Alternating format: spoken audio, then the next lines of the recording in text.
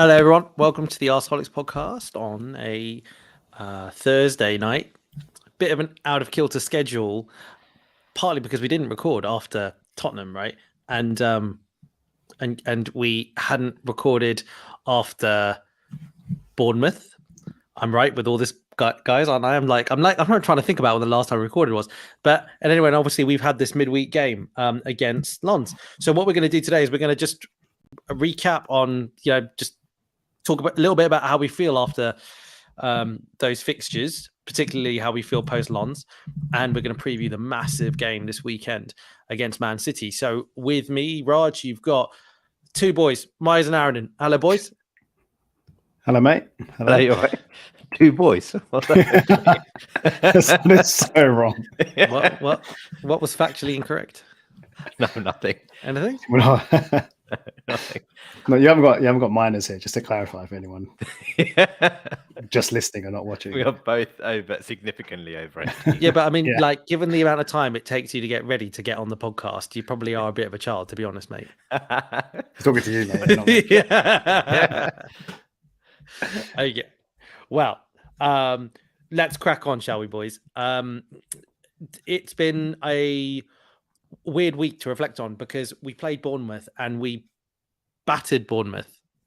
We absolutely hammered Bournemouth. We love playing Bournemouth, it seems. Last season, I still have the memories from last season's away game. It was the game where Saliba scored that amazing goal and Zinchenko was, head in hands going, oh my God, what kind of centre-back have we got here? And then that was kind of the birth of the Saliba chant, I think, as well, that game. Lovely memories from that day. And this is no real different. It's quite funny, isn't it, as well? Because whereas the Saliba sort of chant and that goodness was delivered that day, the Kai Havertz chant really got going against Bournemouth after he converted that penalty, which was kindly given to him by Saka and Odegaard, to break his kind of little to get the little monkey off his back around this lack of goal scoring form that he's had since he started his Arsenal career. But anyway, we won that game 4-0. It was lovely. It was a great weekend overall, wasn't it? Because Man City also dropped points unexpectedly against Wolves. Man United played Crystal Palace. Can you say Man United losing at home is unexpected these days? Probably not, but it's still nice, isn't it? Tottenham won in such dramatic fashion that we could probably record a whole podcast about that game, but I think everyone's sick to death probably talking about all the stuff that happened in that game. And then, boys, we went to Lens, didn't we? And we sadly lost a game which we probably thought we were going to win. Is that fair, Mize? Did we think we were going to beat Lens? Yeah, I think I was pretty confident going into that game. There was a lot of talk around team selection before the game. And I think there was I don't know if you guys saw this, there was quite a few prominent Arsenal kind of people, podcasters, social media, whatever, suggesting that Arteta should really be rotating for this game and basically implying that it should be a pretty straightforward win. I wasn't really sure what to expect in terms of the quality of Lens. I know they had a really good season last season, obviously, because they qualified for the Champions League, but I think their home record was, I think they won 17 out of 19 games, something along those lines. Obviously, that means they're strong at home. I didn't know that they hadn't been in the Champions League for 20 or so years until just before the game. So obviously that added a massive, it just gives the crowd a massive boost, and obviously they're well up for it, kind of like how we were when we played PSV a couple of weeks ago. To be honest, I think the biggest parallel I thought over this weekend was Lens Arsenal was a bit like Newcastle PSG, wasn't it? I really realised that when they showed the crowd and stuff like this, because there are people crying, Lens fans crying at the final whistle that they beat Arsenal, on their return to the Champions League. So yeah, huge game for them.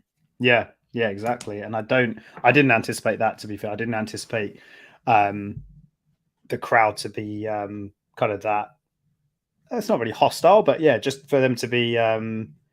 It was just a tough atmosphere for us to play in, not making any excuses. So yeah, I think definitely we went very strong, didn't we? So I think the point I was trying to make is, despite there being potential talk of heavy rotation, especially with the game that we've got in a couple of days and who we're playing in a couple of days, Arteta probably expected what we actually faced, and he went with a very strong lineup. I think the only player he changed or rotated was Tomiyasu for Ben White.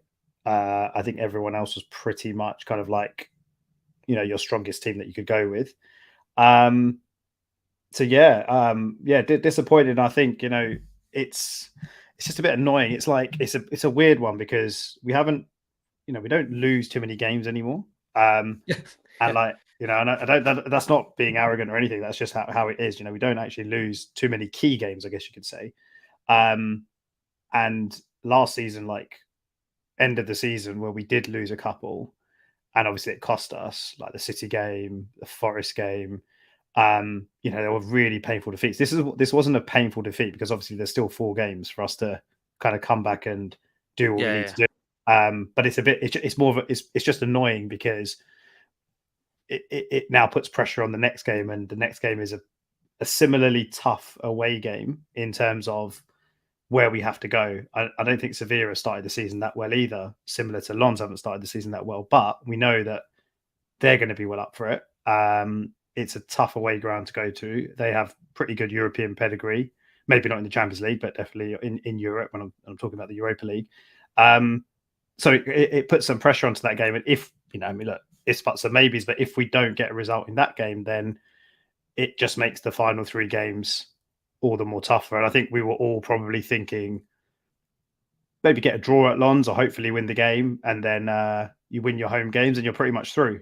And then, a couple of bonus points in the other 2 games and maybe rest a few in the final game if we've already qualified. So maybe isn't going to work out like that. So yeah, I think the most, obviously that we're going to come onto it at some point, but the most annoying thing about the game, aside from the loss, is obviously what's happened to Saka now. So yeah, all in all, before getting into that injury, Aaron and Mice sort of touched on something, which is, you have to reflect on it, I suppose, in a positive way, where nowadays, if Arsenal concede a goal, there's an inquest. If Arsenal draw a game, it ruins your week. And if Arsenal lose, it's basically meltdown time on social media. It really is.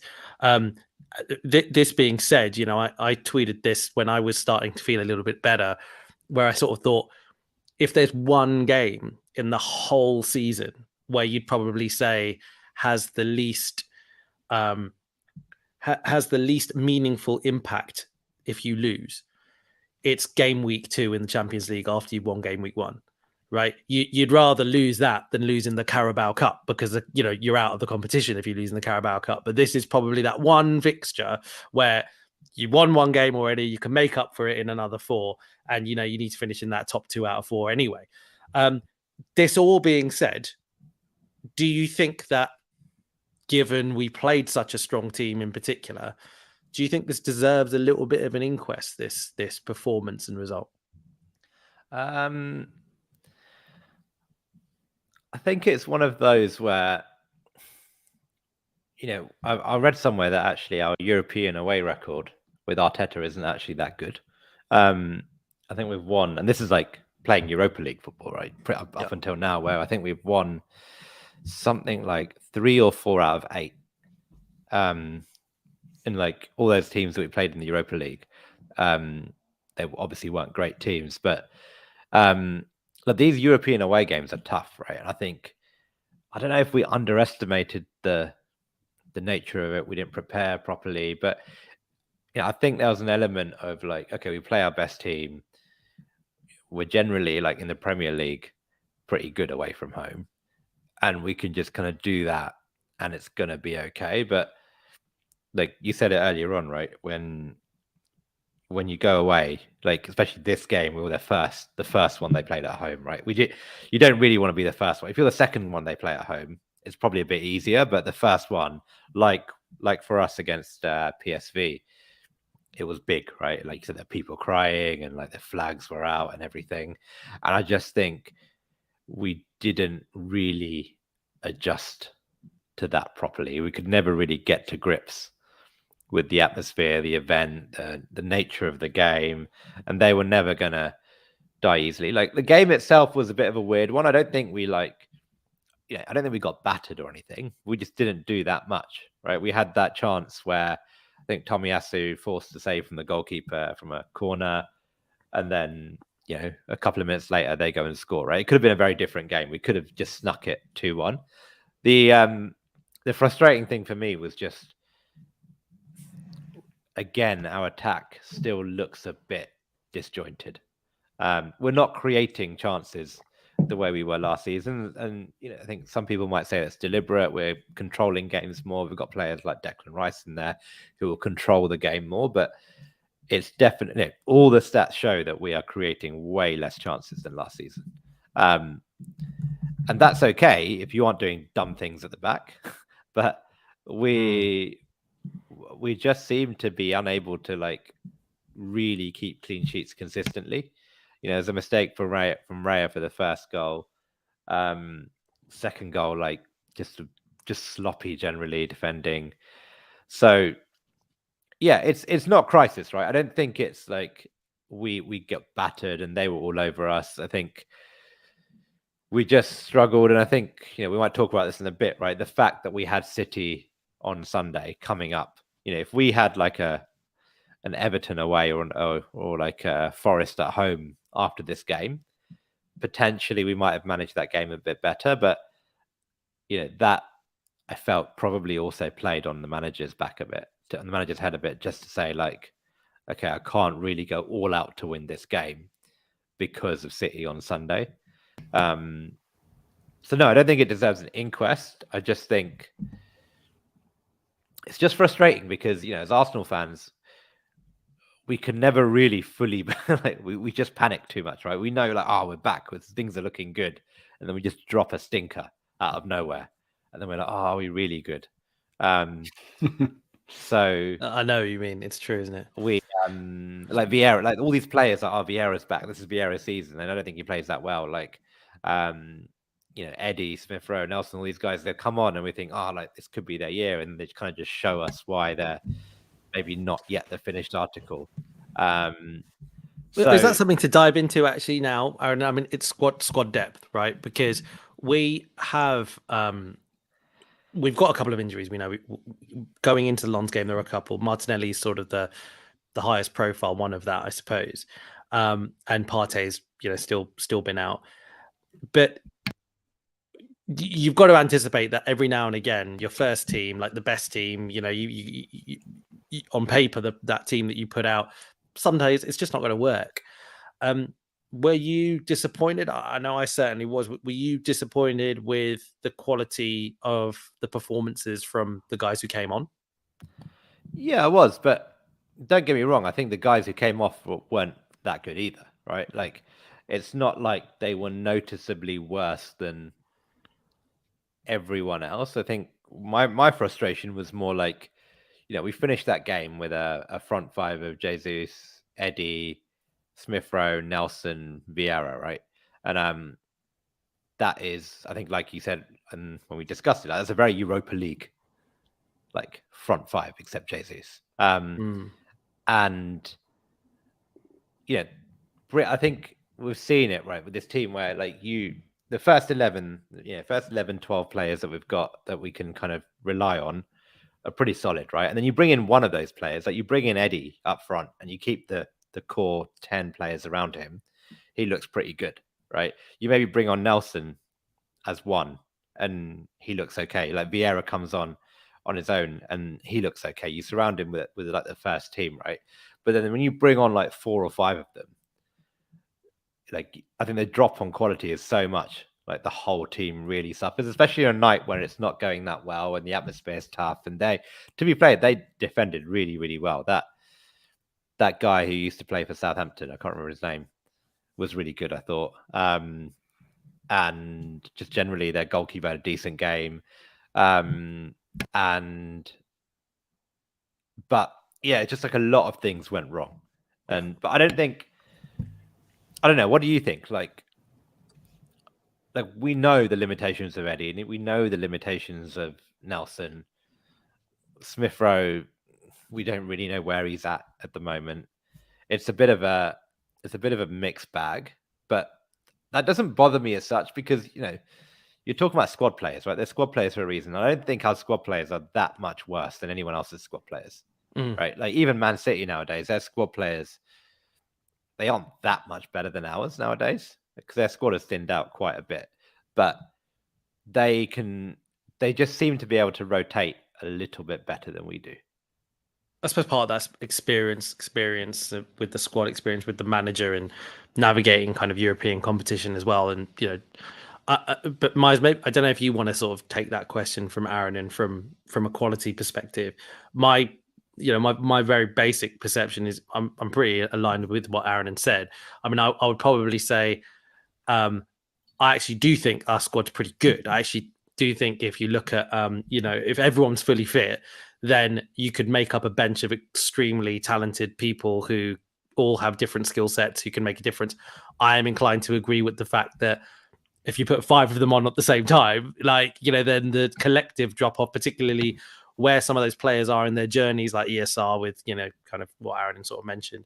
But what do you think? Should we be expecting more? Do you think that we're being a bit harsh on them by saying that the drop off is big? A little bit harsh. Look, there's definitely a drop off. It's clear.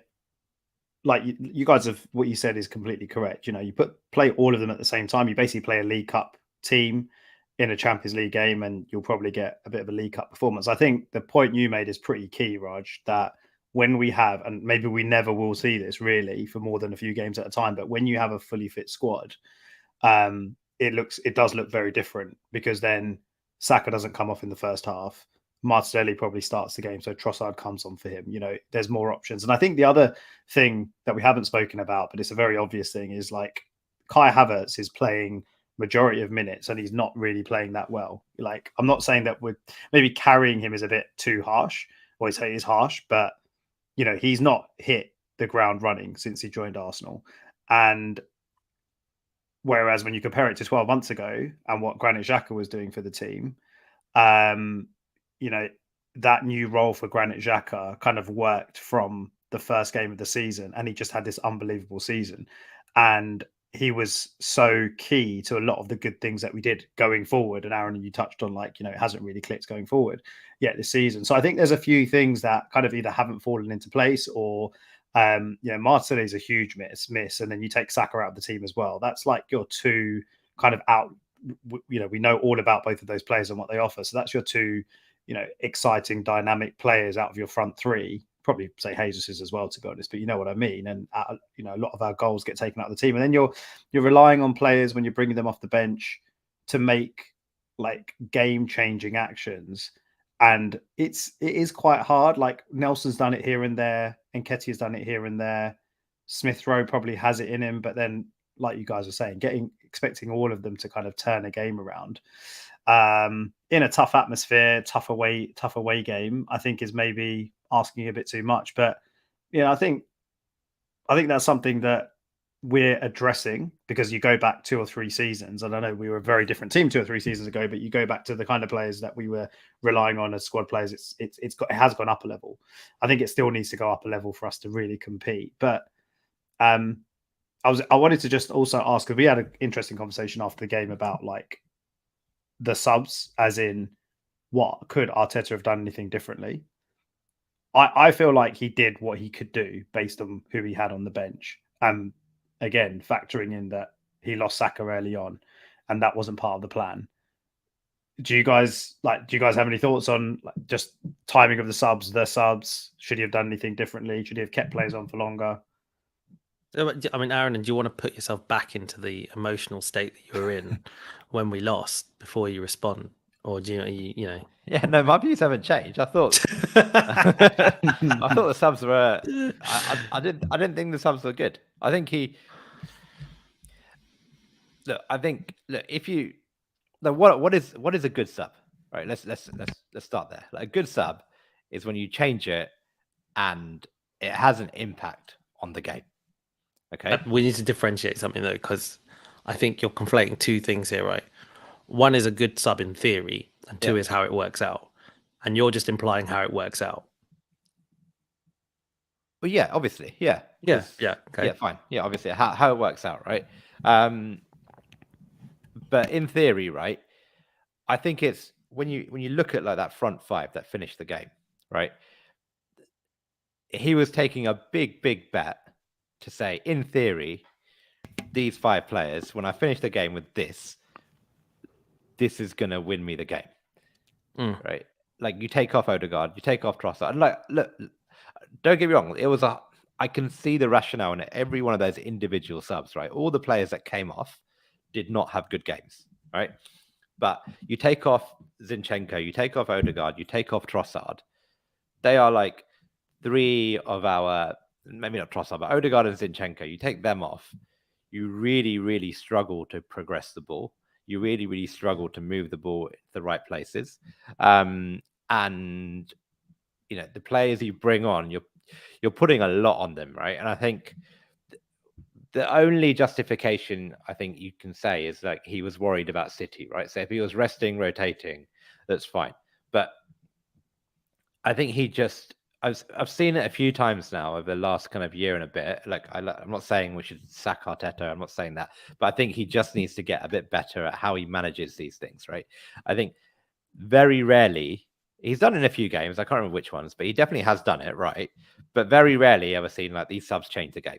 These subs have like been the right subs for the right time. I often think the subs that he makes often don't really have the intended effect that he wants it to have. And when you're consistently doing that, I think that's something you just need to get a bit better on. Now, like you've got to look at this holistically, right? You've got to look at the team that starts the game as well, right? And the team that finishes the game. There's, you know, this whole concept of like rotating and doing that, right? Knowing who you've got on the bench, could he have maybe actually worked with a slightly different starting lineup to say, actually, well, Saka's not fit completely. I'm going to bring him on at 70 minutes rather than take him off at 70 minutes. So I at least have someone to bring on, given that I know I've only really got Nelson and Vieira to bring on otherwise. So yeah, I don't think the subs were good, right? Is it the reason we lost? No, right? We lost because basically collectively everyone was rubbish. But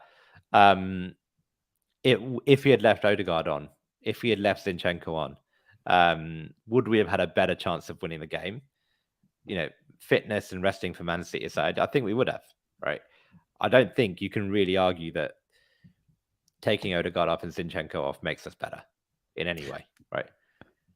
But mate, do you think, I mean, playing devil's advocate, if he'd have played those players that did come off till, let's say, the 85th minute, 90th minute, whatever, trying to chase the game and trying to get a result, I think there's probably a lot of fans that they'll be screaming at the TV saying, you know, why are you not changing it up? Why are you, you know, like you said, those guys that came off weren't having good games. So if it's not working, and we're sort of saying that he's got options that are not as good as your first team, but we need to use them. We need to use the squad.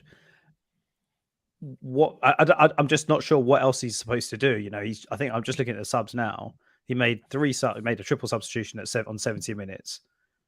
So that was Ben White, Reece Nelson, Smith Rowe. Like, what else is he supposed to do? You know, he's not changed it up super early. He's had to make an early sub anyway. And I guess also, yeah, you mentioned Man City on the horizon. That's obviously one factor. I think he's probably also thinking, well, I've lost Saka potentially for however long, maybe for this weekend. Probably don't have Martinelli. I can't really run Trossard into the ground. I'm not saying that's what's going to happen, but you know, he's probably got that in the back of his mind. Well, what happens if Trossard gets injured? Who's my front three going to be on Sunday? Similarly with Havertz, who he's brought off, and then similarly with Odegaard as well. So he's probably just managing legs and personnel a little bit as well. Fine. If he's managing legs, then fine. Like that's fair, right? But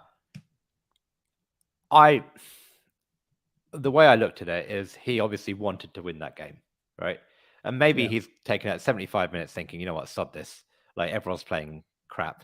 This is a write-off. I'm just going to take players off, right?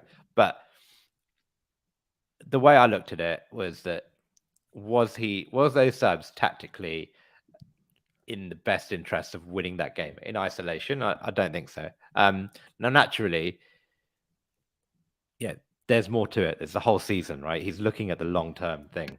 I just felt that, but this isn't just this game, right? I've seen it a number of times. I can't remember when. I've definitely felt this before, right? That his substitutes do often tend to backfire in ways. And now, how much of that is down to the manager, and how much of that is him just trusting players who just consistently maybe don't have the impact that he wants them to have? Probably an element of that, but I think there's something in it for like who he takes off. And like he's done other weird things, right? Like we've talked about it before, that like he's left Saka on when he's been limping for like a good 10, 15 minutes. And like all of us are saying like, take him off. And he doesn't take him off. So there's definitely something about the way Arteta manages the squad, both in the 90 minutes and actually like rotating a bit, that I think he's just not really figured out. And it's hard, right? Like we're playing Champions League for the first time. We all said this was going to be a problem, right? It's easy when you can just take players off in the Europa League, because like worst case, if you lose the Europa League game, it's okay. But when you've got these like difficult games week in, week out, twice a week, that level has just gone up, and the consequences of getting it wrong are higher now as well. I do agree with a lot of what you said. I think there are some things which are maybe a bit different. So the Saka thing, for example, I think we should probably have to accept that he's a bit of an anomaly. Like those times that we see him limping at the end of games or whatever, where we're saying, why is he keeping him on? I mean, he just goes and starts the next game anyway, and he looks fine, right? So I don't know if there's something about Saka, those hobbling moments. If another player's hobbling, it probably means they're really injured. If Saka's hobbling, it probably means like, I don't know, I just need to shake something off. And to clearly the fact that he carries on playing the next game, I really don't think they would be taking material risks with his fitness, given what an important player he is for us. But taking a step back to what you said generally, I do think you're right in many ways, because there's no point us kind of sitting here and acting like Arteta is this super experienced manager who, who's seen all these shows before, knows exactly the sort of substitutions he needs to make, knows exactly how to rotate. He's still pretty young in his career, and I think he probably feels, a little bit of not pressure, but it's just as a new manager, wanting to do things right and wanting to do well. That I think that over his career at Arsenal, I would agree with you that I think early on it felt very much that in-game management was something that he struggled with a little bit. I do think it's got better. Like I think this season, actually, generally speaking, when he's made substitutions, I feel like they have worked out. Our results probably point to the fact that that's true. I mean, even with Fulham, which we ended up drawing, I mean, he brings on Fabio Vieira and he changes the game when we all just thought, what the hell is he doing bringing Fabio Vieira on? So I think there are signs that it's getting better. But I think the truth of perhaps what we need to do a little bit better, you did actually allude to it in what you were saying earlier, Aaron, which is, I think it's actually somewhere in the middle. It's not necessarily that I don't think the subs that he made were wrong against Lens, but I think his selection in the first place was wrong, because I think that in the Champions League, there's something to be said for just leaving some of your trump cards on the bench, just in the way that games seem to pan out, the emotion of it, etc. I feel like you need to have players who are just there, who you're going to be able to say, all right, I know for a fact that this person will not know for a fact, but it's very likely they will materially increase the quality of the team. So for example, if it is a Saka, if it is a Rice, if it is a Jesus or whatever, keeping them on the bench in a game like this, because that, you can bring them on and it should elevate, I think is probably the right thing to do, and maybe what a more experienced manager might end up doing. Because I think you're spot on in the end where you say, although every individual, you can analyze every substitution and kind of go, okay, that made sense in isolation. When you end the match with that lineup, it looks pretty poor. Like you don't look at that lineup at the end of the game and think, okay, that's the lineup I want chasing the game. Like that's not how it works out. So I wonder, I hope for Arteta's sake, and I'm sure he is, because he's a very analytical guy, I hope that he looks at games like this and kind of goes, okay, I ended the game with this. I probably didn't want to do that. Why did that happen? What do I need to do better? What do I need to do differently? Shall we pivot to the City game? Because obviously that is probably the biggest game of the season in theory. Now we are fortunate enough, or we deservedly are, a title challenging team, and this is the team that are there to take the crown from, right? And they have lost against Wolves. That was completely unexpected. And I think has handed the rest of the league, well, a few other teams in the league, a bit of hope around, perhaps it might not be City that runs away with it this season. City have been excellent, but they've quietly lost 2 games this season, in 2 separate competitions, but they've lost more games than Arsenal have in all competitions. So this, it's going to be a very interesting weekend. I'm sure you'll agree. What is on your mind, Mize? What do you, looking at that game on the weekend, what are the first things that are going in your head? What's floating around?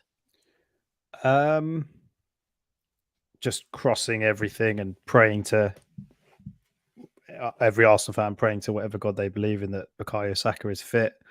Even if you can only play some part of the game, because I think I just worry. I really worry without him and without Martinelli. I was saying it before, just how important they are to our team. And, Aaron said it, right? The attack still, if you just look at chances created, or you just look at the statistics that indicate we're just not doing what we were doing last season, or we're not doing it to the same level as we were last season.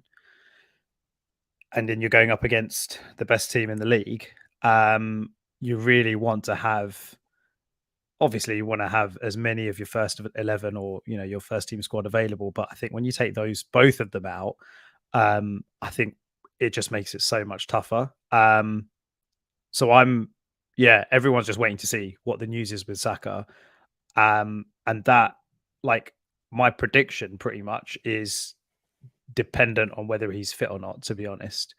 So I think, look, if I just take the assumption that he's not going to be fit, what's going to be most interesting, I think, is how does Arteta, well, obviously team selection is going to be really interesting, but how does he set up for this for Sunday? Because, Thomas Partey's back now as well. Well, I say he's back in the squad.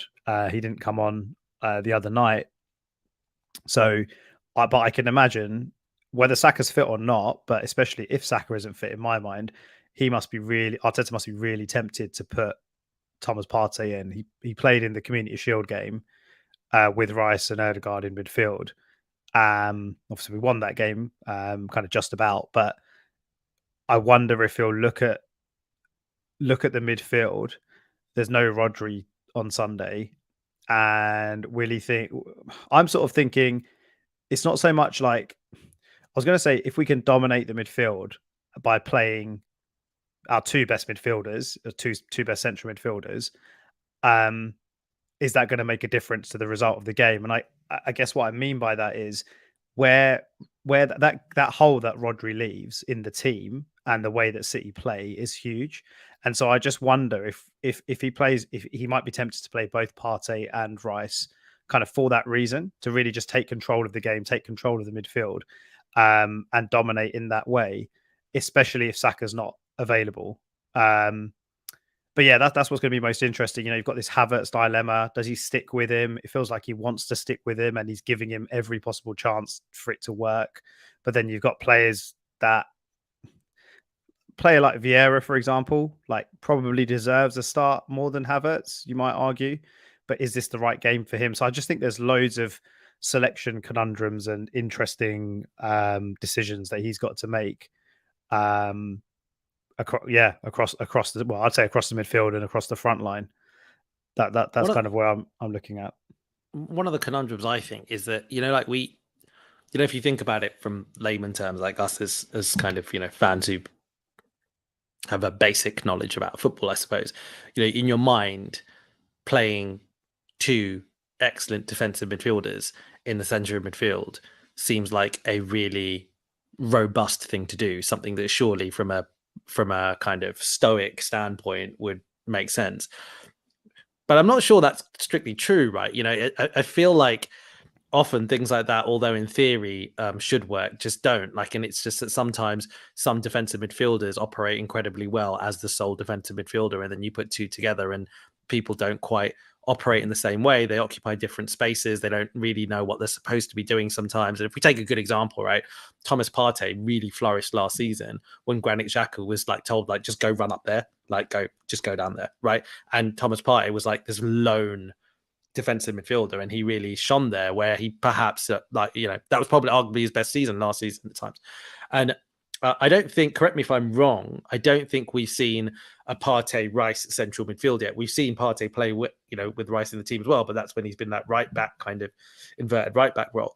So I wonder actually whether that's something that would work, or whether it's something that actually wouldn't necessarily bring the best out of either player. I mean, what do you think, Aaron?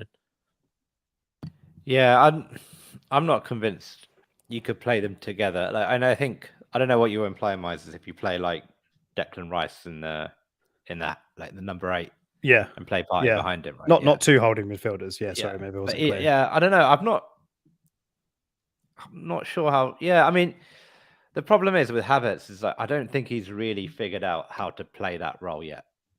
What Saka was doing, right? And I think sometimes football is complicated, but sometimes it's quite simple in the fact that, like, the reason we're not creating as many chances is like that side is just not working as well, right? And because Havertz is just not doing what Xhaka was doing, and not, especially going forward and like in the box, just not really having that impact and not transitioning. Do you think it's a bit hard? Sorry to interrupt you there, but do you think it's a bit, because I think that whenever people talk about this, they keep on talking about it in comparison to Granit Xhaka, but don't you think that what he's asking of Havertz is not exactly the same? Like, I can't remember Xhaka last season being so important from a kind of central off the ball dual winning kind of role, like, whereas Havertz and Rice are just these dual winning monsters in the center of the pitch. But basically a huge reason why we've had this incredible away record, forget Lons, but until then we hadn't conceded an away goal.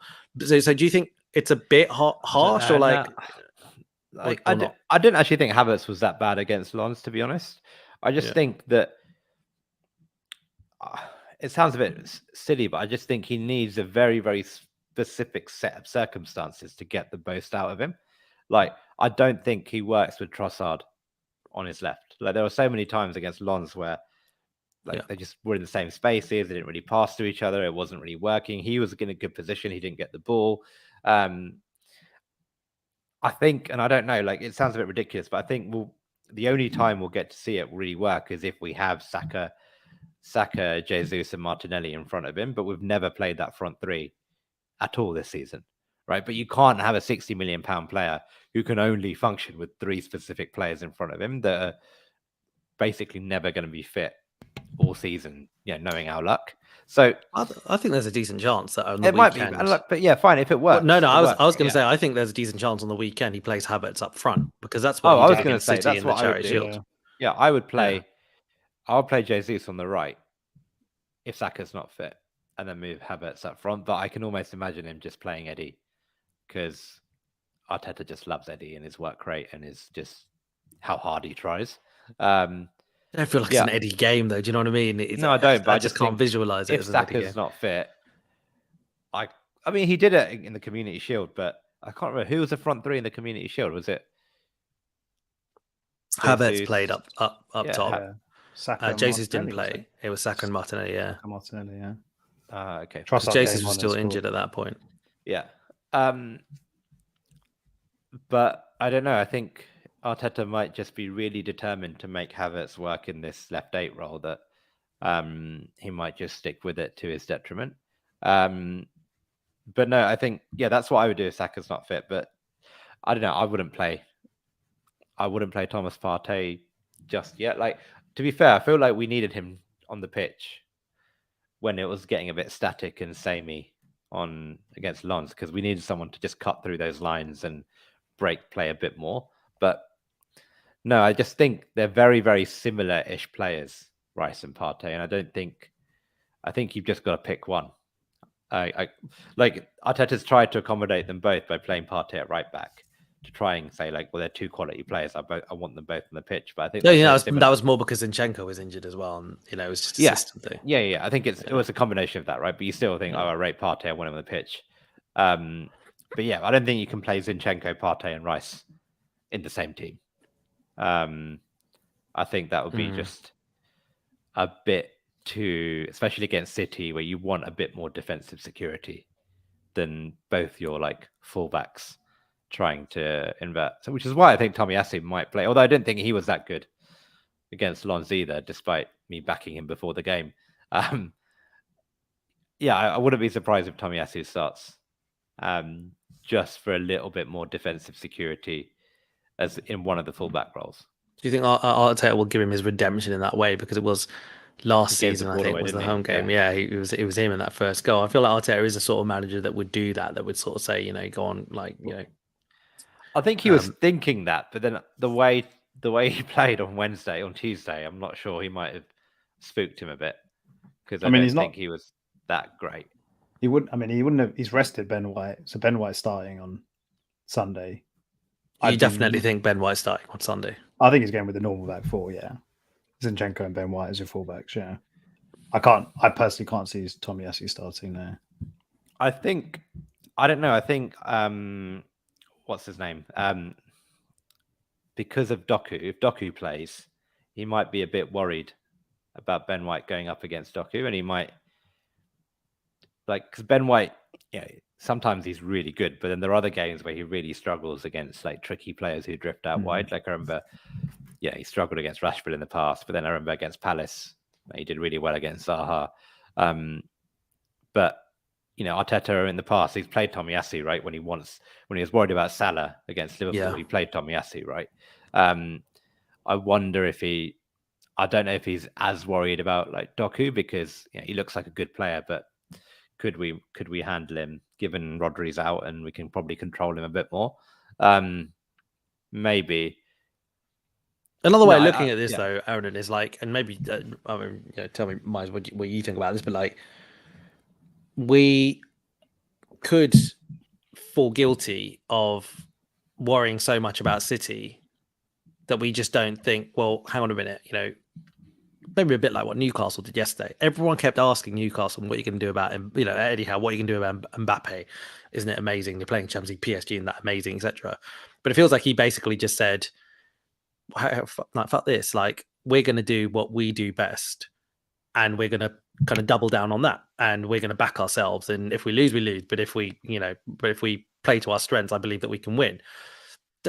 Don't you think Arteta sort of needs to do that for us and just say, okay, what do I think is my best team to win the game, as opposed to what is my best team to try and negate how City can hurt us? It's still City, though, isn't it? That's the thing. Like with Alvarez and Haaland up front, like you need to make a plan for them. Isn't that the point? Like with players of that quality, if you go and say, "Oh, okay, do you know what? Maybe Tomiyasu would have better luck defensively against," there's a good chance that they could score anyway. Like Tomiyasu isn't Tomiyasu is a very, very good defender, but at the end of the day, like they are still an excellent team, City. So don't you have to kind of say, well, what is going to be my best chance of winning? Maybe at home, I think maybe like if you're going to do that, you do that at home, right? When you can do that. So maybe he might say, actually, I'm just going to play Ben White because he is better, especially if Saka's playing. He is far better for us going forward than Tomiyasu is on the ball. He just gives us so much more. And you say, like, sod it. Like, I'm just going to risk Ben White against Doku if he does play. And he's just going to have to deal with it because he gives us more going forward. So, I think he should be brave when you put it like that. And just say, like, we're the home team.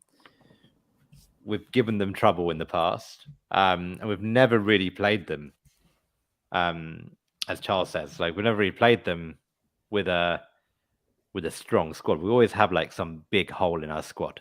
It's not even that like we have one player that's injured. We have like two players, and then like but it's like Rob Holding that has to come in, or something. Someone really bad has to come in. But mate, come on, that's a bit like it's expected. Okay, Rob Holding aside, that's why he's no longer at the club. But we're going to have a couple. Like every team has a couple of injuries. Like we have, aside from Martinelli and Timber, and Timber's a long-term injury anyway, so we knew that before the transfer window closed. We're pretty healthy, to be honest. No, I get that, but it's more Saka as well, obviously. But I feel like we haven't got Rodri. Rodri's arguably the best DM in the world. Like KDB. And I know it's City and all the rest of it. No, I agree. I'm not saying like that. I'm just saying that just seems to be that whenever we play City, like we always have like those 1 or 2 positions that we have like a huge drop off in quality because there's no one anywhere near it. Like if we went into that City game without Martinelli, I'd be like, okay, fine, we'll play Trossard. It's going to be okay. If we went in there without even Declan Rice, I'll be like, it's fine. We've got Thomas Partey. But we're going in there potentially without Saka. Like last year, we went in there without Saliba, I think. The season before, I think we went in there Saliba, I without think, played at Thomas Partey. home. When we played them at home, we still had a pretty away, good team. away. We went it was yeah, away, without, yeah. But I think at home we didn't have Partey because Jorginho played that game. Yeah. And look, this is football, right? You can't complain too much about injuries, right? But I would just love to see us like their best team versus our best team and just see us and just see how we compete because I think we'd do all right. I mean, Russ is saying it's a mental thing now against City. I have to say, like to some extent, I do agree that, but I think that's partly because I mean that's like a natural thing. I think City, we do need to get a result in the Premier League against City. I think, and I think that we will know, that last season we were in a really good position. Saliba got injured, that kind of rocked us, and then we lost the league title. And in that process of losing the league title, Man City beat us very convincingly twice, and they went on and they won the treble. And so I feel quite optimistic this weekend. I'm not saying I think we're going to win, but I do feel more optimistic than I did last season. And that, to be honest, is even if Saka's injured, to be honest, I still feel like we've got a chance. And so who would you play if Saka's injured then? Like I'd probably play Jesus on the right. Okay. Like you said, and I played Jesus on the right and I played Havertz up front and I'd probably play Trossard on the left. But anyway, my point there was I think that a loss could be mentally really tough for us. Because if you lose, then it's that feeling of the City beat us twice last season when we were potentially going to win the league, and then they went on win the league, they won the treble. This season, they've just lost to Wolves. Could we do it? And then if they beat us again, when we're actually quite a good team, I know we were quite a good team last season. We've got a couple of better players now. I think that would be tough. So I feel like it's quite important for us to at least draw. I mean, Mize, do you think how important do you think the result is this week? Because it is cool. It's much earlier on in the season than it was last season. So how important do you think it is? I disagree a little bit, Raj, just around what effect a defeat might have on the team. Like, it depends on where you position us, right? If you say that we're City's closest challengers and the next step up from last season is to go and win the league, then yeah, because there's 6 points there to gain from City over the 2 games in the league. And it does feel like in order for us to sort of have a chance of coming above them, we probably need to win at least one of those games. And I guess that you obviously you'd probably target the home game. But I don't know. I just think if you look at how Liverpool are doing, for example, Liverpool have got Liverpool had one bad season out of kind of like 5 or 6 seasons, and every one of those other 4, 5, 6 seasons, they were basically pushing City pretty close. And Klopp obviously knows how to do that. He knows how to win the league against City. And I think Liverpool are probably up there in terms of if we're talking about title challenges. I definitely agree when you say, this weekend's going to tell us a lot about where we are this season compared to them. But I don't necessarily think if we lose, that kind of derails our season, or it means that, oh shit, like we're in a fight for top 4. Do you know what I mean? As opposed to we'll be pushing kind of top 2, top 3 in the league, but we'll probably be the bet. Like there'll be a significant difference or gap between us and whoever's coming fourth. Do you know what I mean? I feel like there's 3 very good teams in the league this season. I think Liverpool will be one of those, along with us and City. Obviously,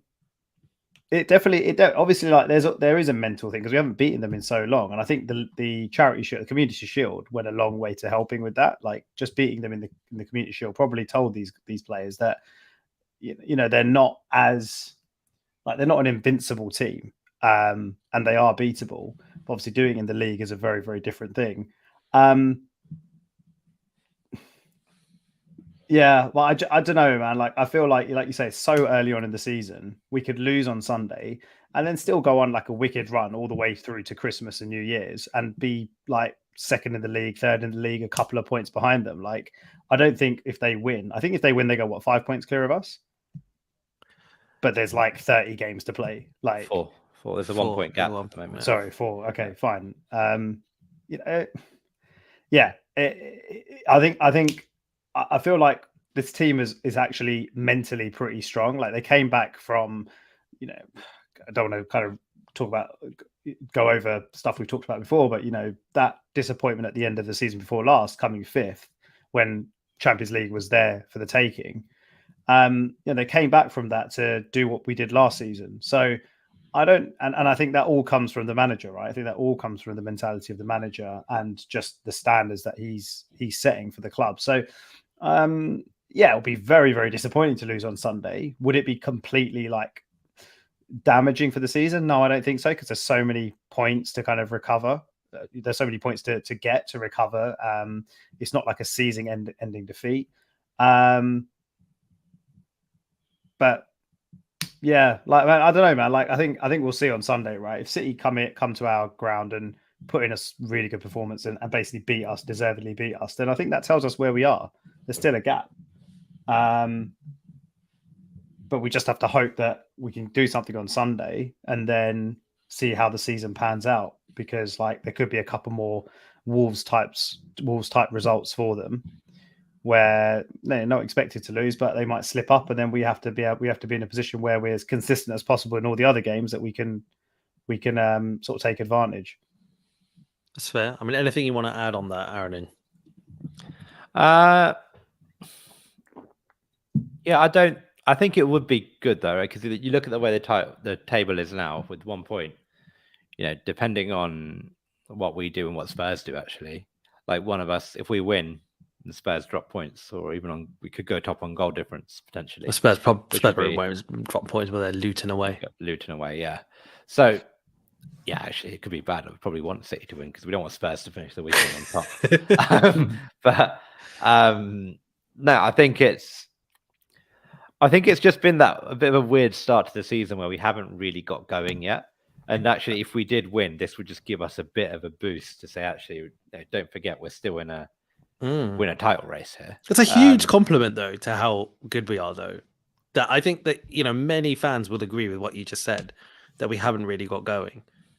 And, you know, we've lost one game, which is in the Champions League. And that was the first time we conceded a goal away from home. We're, you know, second in the league by a point. And I think most fans would completely agree with you. We have not, apart from that PSV game at home, we have not looked good going forward. That's crazy. Yeah. Assuming we get better, right? And you'd have to hope we get better. So yeah, I think it would give us a nice boost. And I think it's one of those where you just see City where, look, you know what they're like in the second half of the season, right? And they're so strong. They come into their prime, they rotate well, and that's when they squeeze the most out of their players, where actually if you've got them turning up without Rodri, without De Bruyne, you really have to just try and win, because you lose then and you just think, well, we're going to have to go there. I don't know when we're going there, probably like February, March time next year. They're going to be much, much better. Like, when are we going to have the chance, right? We need to just get over this hurdle somehow.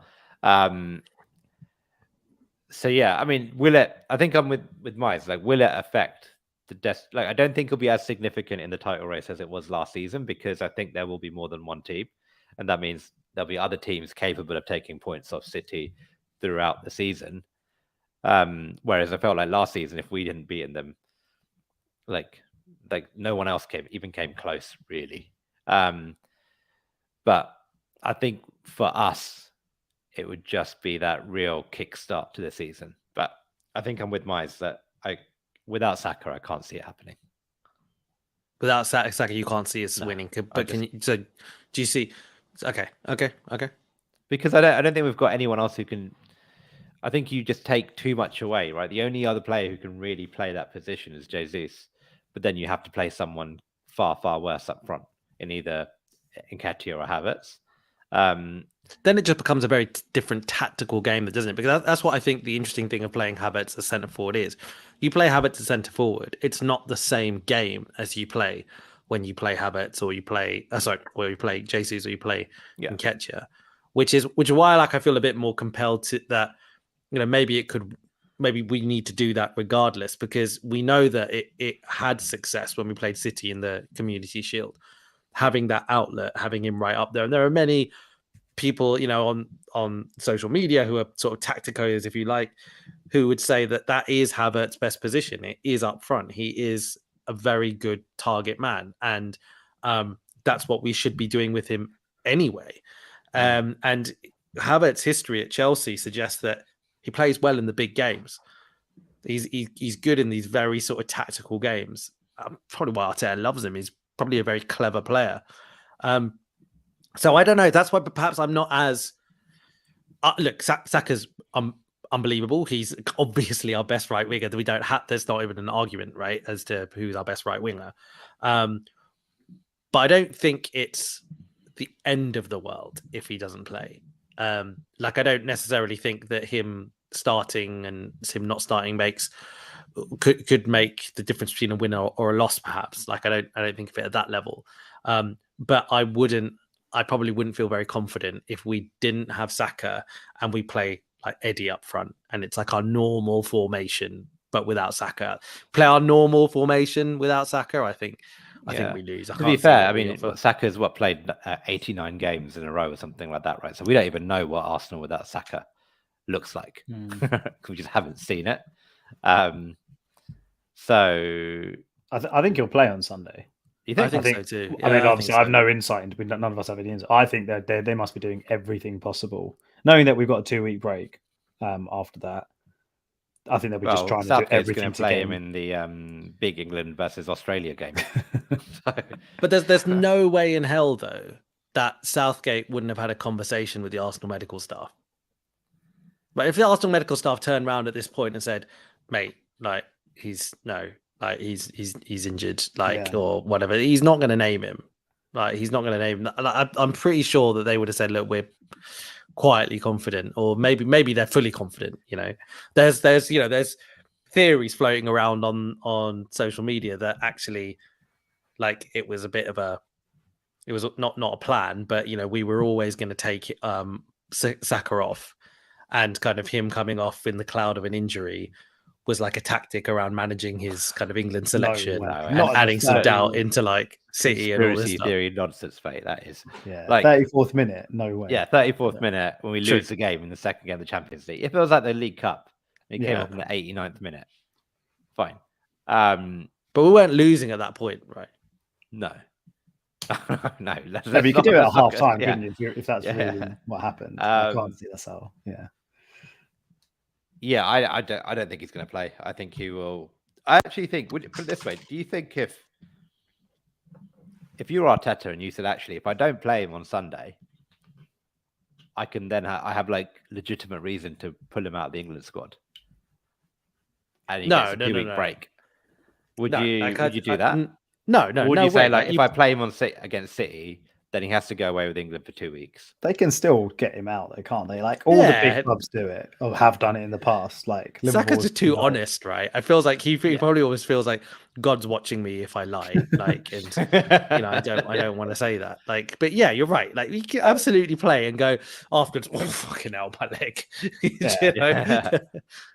Arteta needs to get better at that, because all the big managers do it.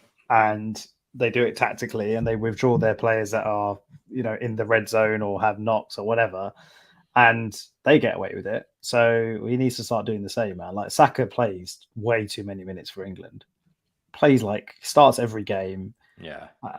And like you say, a game against, he doesn't need to play a game against Australia and whoever, I don't know who the other games are. After that, I think. Oh, fine. So that's quite a big game, but is that a qualifier? I think it is, yeah. So, okay. But it's mental, though, isn't it? Because when you think of it that way, where Arsenal basically just listen, doesn't matter what we do, we can't find anyone who can be a backup right winger to this guy. And England are basically doing the same thing. They're basically just we've got loads of alleged wingers. Because we do. England have loads of alleged wingers. But still, like Southgate's like, nah, like they can't do the right wing job. It's really weird. Yeah. Anyway, do you guys want to do some predictions? So, Mike, why don't you go? Why don't you? Should we do a with Saka and without Saka prediction just for the hell of the conversation? So, Bukayo Saka starts. What do you think? So I had a prediction of 1-1. I was going to go 1-1. I didn't really think if that was with or without Saka, to be honest. I think regardless, I think 1-1. I think early on in the season, sometimes it's just a game you don't want to lose. And I think it might end up being one of those games for us anyway. And I think City will be pretty happy with a point. I think they rate us as a challenge to them. I think Pep looks at us now as a proper team. So I think he'll be pretty happy taking a point away from the Emirates. So I'm going to go 1-1 with or without Saka. I think even if Saka, like I think they're going to try and do everything possible to get him on the pitch, even if it's for 60 minutes. But we know that he's not, like, there's no way he's going to be fully fit. He's not going to be at 100% or probably anywhere near that, really. Is he going to be? Yeah, I don't know. Is he going to be as effective as he usually is? Maybe not. So I'm not sure. I'm not saying he won't make a difference. Of course, if he plays, it makes a difference. It's a massive upgrade on anyone else that plays in that position. But I don't know if he's going to be as effective because I'm not sure fitness is a massive concern with him at the moment. 1-1, man. I think it's going to be a fairly tight game, and I think both teams will be relatively happy with a point. What about you, Anna? What do you think? With Saka or without Saka? Is it different? Yeah, for you? I think with Saka, I think we win 2-1. Or without Saka, I think we lose 2-0. Wow. Yeah. Wow. That's a big swing. Yeah, it's a very big swing. It's just like Saka's quality, man. It's like he's by far one of the best players in the league. Yeah, but you take like the best player out of every team, they get noticeably worse. I'm not sure if you take the best kind of attacking player from every team, then it kind of swings a 2-1 win to a 2-0 loss. I don't think he's that. Like, but fair enough. I mean, okay. I'd probably say maybe you could be right if I think that, because even though Saka's like kind of clocked up a few goals and assists this season, excuse me, I still don't think he's been kind of his best. But maybe if he was at his best, then maybe it would be more of a swing. Also the quality of the replacement, right? Yeah, fair enough. There is no like for like, which is why I think it potentially disrupts us way too much, as we saw on Tuesday. Yeah. So I can't visualize us winning. And I think partly it's for a number of reasons. One, probably I just don't have a recent memory of us beating City at home. I've just got all those feelings of us looking at points like we might be able to get a result and then not, and the City kind of, getting the result in the end. So I think that's stopping me from being that optimistic. Also, I think the fact that City have lost against Wolves, I can't imagine them losing 2 Premier League games on the bounce. Just again, I can't visualize that. So I think, but I think Saka will make a difference because I think, Aaron, and your point, he's a brilliant player and we just don't have a good other right wing. Because I think even if you put Jesus on the right wing, it's a little bit different. There's that lack of kind of relationships that have been built with players kind of, on that side then. So look, I think that if Saka plays, I think if Saka starts, I think it will be a 2-2 draw. But I think if he doesn't play, I can see us losing 2-1. Yeah, I can see that. Really, that's basically a 1-goal difference to what I predicted. No. Well, okay, but it's a result. Yeah, exactly. Yeah. Like, 1 goal. Yeah. That's like saying,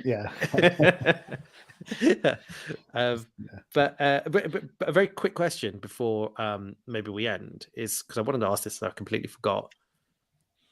Is it Raya or is it Ramsdale that starts on the weekend? What do you think would happen, and what would you want to happen? Are those different things? Mize, what about you? I think Raya starts. What do I want to happen? like,